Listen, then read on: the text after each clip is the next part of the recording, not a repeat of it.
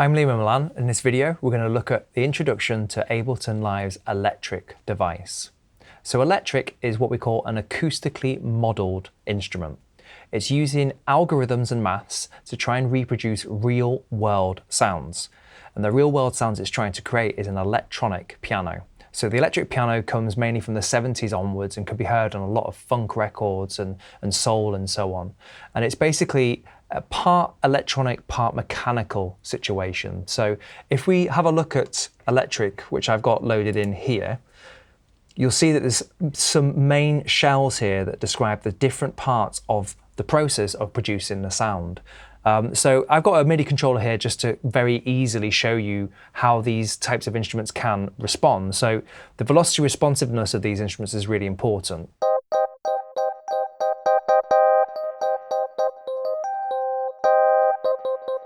And a lot of the aspects of how we can program electric relies on you applying velocity modulation to make certain parameters increase or decrease when you get louder or quieter on your keys.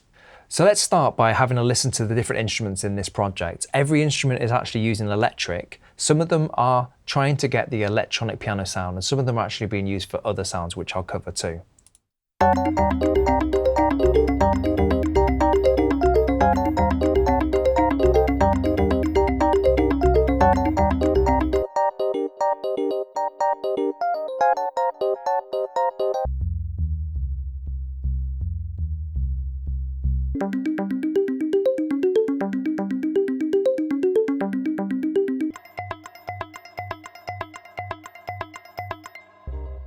So we've got electric piano there, we've got bass parts, we've got like a short percussive arpeggiated piece, and then we've got a very percussive, less melodic orientated piece as well.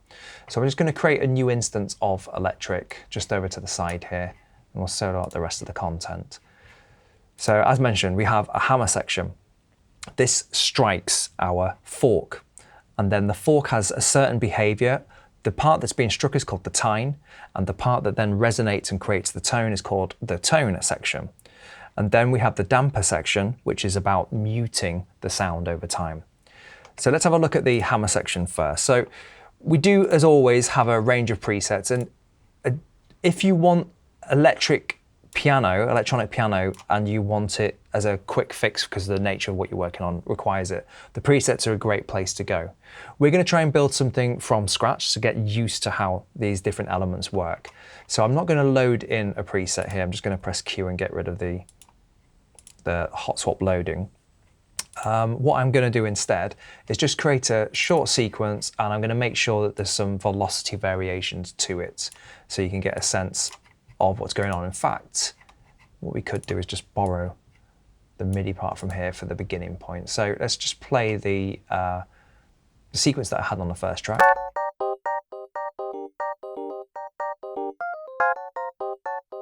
So a very dynamic part, lots of timing variations, a lot of sort of velocity variations as well. So the hammer itself, we can change the actual stiffness of the mallet itself that's striking the fork.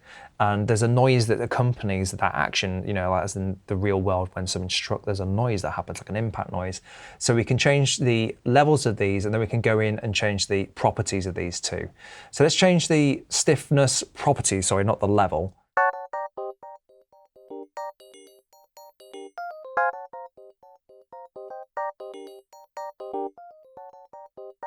So very smooth and kind of deep sound on the left, much more metallic and thin on the right, and then that balance between the two. The noise control can allow us to control that physical impact.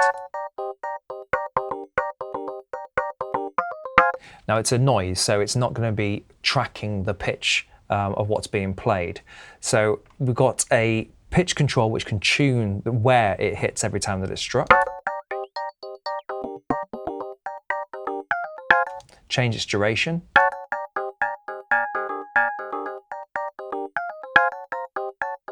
As always, when you're trying to sort of fine-tune something, it's worth really ramping up its volume so you can hear it distinctly alongside the context of either the other parts of the sound or other parts in your project.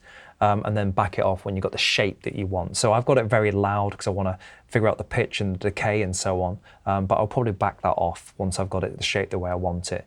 Now, I mentioned velocity modulation on this. You can make changes in velocity, change properties of the instrument and make it a dynamic, playable instrument. You can also do what's called the key tracking aspect. So although I said the noise will not play melodic notes and track the pitch of going up and down a keyboard in a traditional sense, it does have a key range. So you can make it span across the keyboard and have high and low values as you play up and down the keyboard. So we can modify that here. One thing I must mention actually is there's some very sensitive controls on electric, so you do have to be quite careful with the levels. As you notice, I suddenly got a very loud spike in terms of the loud transient on that as well. So try to maybe work up this on a low level when you're setting up your sounds until you know you've got what you want. So the force of the actual mallet's impact can be changed, so let's do that.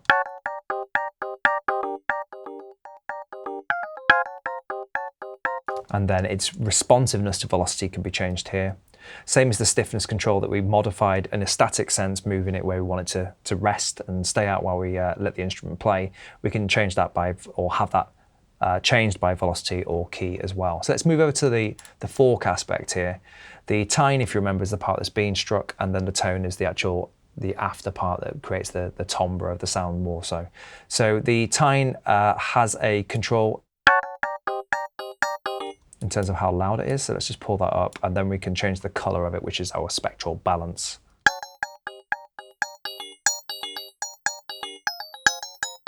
Now, if I change that MIDI clip straight away for something that's just a little bit higher in the register, you'll hear straight away how singling out some aspects of the different acoustically modeled parts of what makes a normal electronic piano sound can be used for other uses, as I demonstrated before with percussive sounds.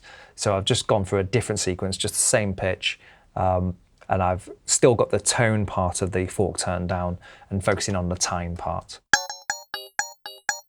Just launch that clip.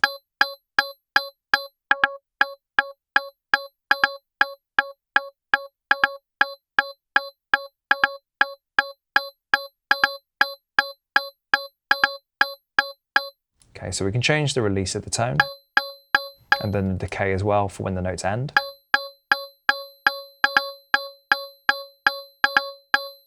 If I just quickly fast track, miss the shell, the damper shell for a minute and go to the global, we can also do a overall pitch change. So rather than go to the MIDI clip and pitch it up or down, or for instance, if this was loaded into a drum rack where it will only be receiving one note, we can tune the actual instrument from this section.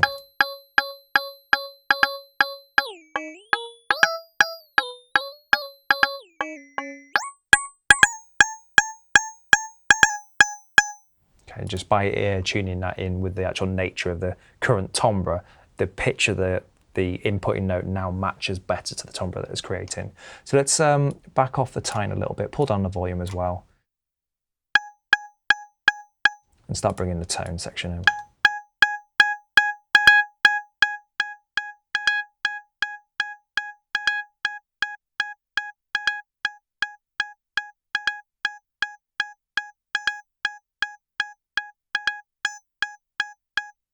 Okay, so let's go over to the damper. If you remember, the damper is the moment that the note is no longer being played and its resonance is dampened. So that's going to have a couple of attributes to it. So we've got the tone control here, which affects the tone of the dampener itself, as in whether it's kind of an abrupt or whether it's more mellower or more mellow.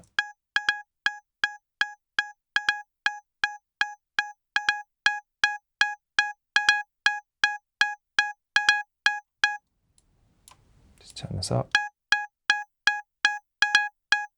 And there's some mechanical noises that go with the dampening process. So the note being dampened is creating, the note being pressed is creating a movement in the damper, and then the note being depressed is also creating a noise in the damper too. So we can choose whether it's just the first sound, the last sound, or a balance of the first and last sound as well.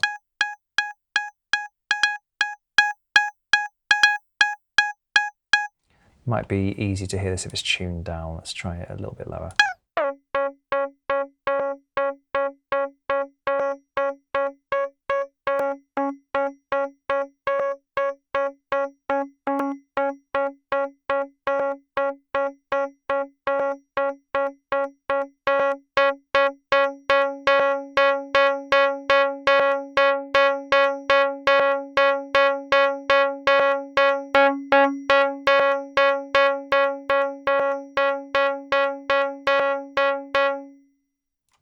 So I'm just going to go to the damper section as well and just ease off. There's a pickup section, which is the last part in the process, where an electronic pickup, there's two different types here available that have a different tonality. But the damper section has this pickup in it, which is the ultimate point that creates the final sound that we hear. So much like a guitar pickup, it picks up the vibration of what's going on the instrument. So I'm going to just change the input going into the pickup. The pickup section is interesting because it's also again, acoustically modeled, so it's got the characteristic of these old classic electronic pianos, but it's a distortion stage. So if you have a high input and a low output, you end up with a distorted sound at a reasonable level. If you have a low input and a high output, you're basically compensating with the high output that you've got a low input going in and therefore a clean sound going in rather than it being overdriven and distorting. So I'm pulling down the input here and having the output up high.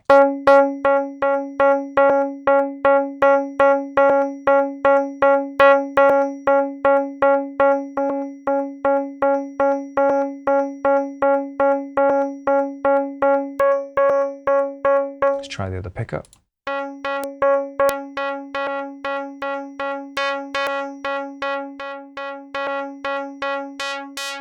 Now the pickup's position can be altered in its relationship to where the fork is as well. So that can be another aspect of timbre control.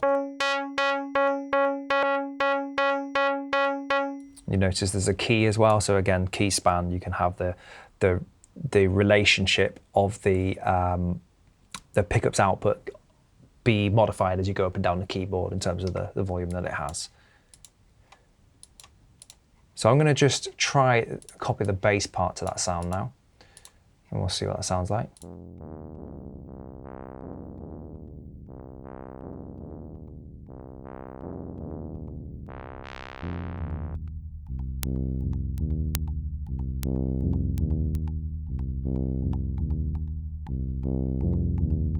In this case, it's more obvious the attack and release stage of the damper being heard audibly, the clicking noise that's going on here. So we can get rid of that if we want to, bringing that down. So I'm just going to pull in the actual duration time of this a little bit more. So the decay section here is about, if we hold a note, how long the tone lasts for. The release is how long the tone lasts for once the note's depressed. So there's a different, like an in note kind of shaping and then an after note shaping as well.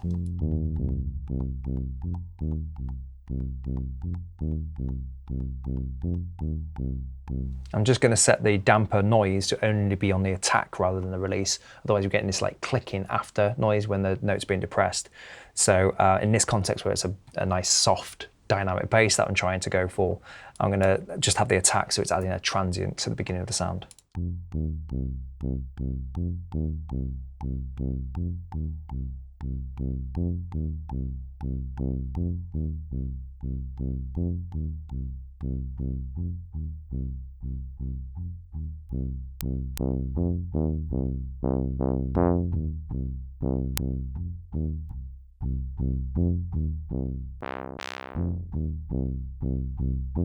So these can all be automated as well. Obviously, if you want to have a sound, in a way much more detached from the electronic piano behavior, but more of a sound design way, you can have these change over time or be in different positions and states for different parts of your song to create different energy levels as well.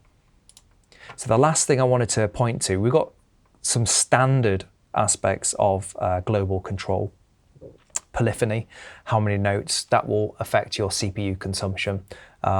So depending on how demanding electric is on your system, you can reduce the polyphony there, so it won't generate as many notes. Tuning we've covered, we've got a fine tune here, pitch bends here as well, but the stretch control is really interesting. So we normally have in the timbre of instruments a fairly uniform behavior in a perfect instrument in terms of the relationship of harmonics as they go from the note you're pressing and all the harmonics that happen above that point. Now stretch skews that. So if you want to go for something that's a bit more authentic to sounding like an actual built electronic piano, especially one that might have been a cruder one, maybe favoured because of its crudeness, it had a certain character to it. But if you want to start skewing that harmonic relationship, that's what stretch is for. So it can either squeeze the harmonics it's generating closer towards each other or stretch them further away from each other. You get some really interesting tonality. Especially if we go for the keys parts again.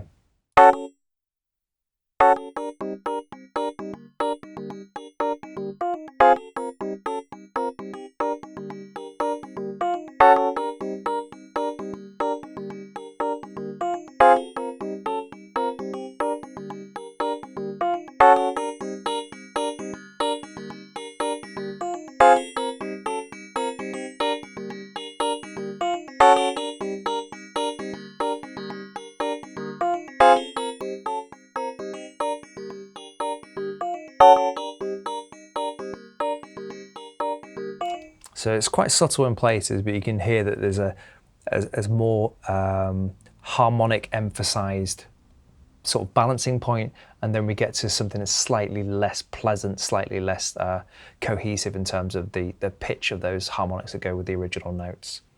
In this video, we've looked at Ableton Live's electric device. This device is the acoustic modeling of an electric piano, but we've taken a look at how we can take that further and be creative and design our own dynamic instruments.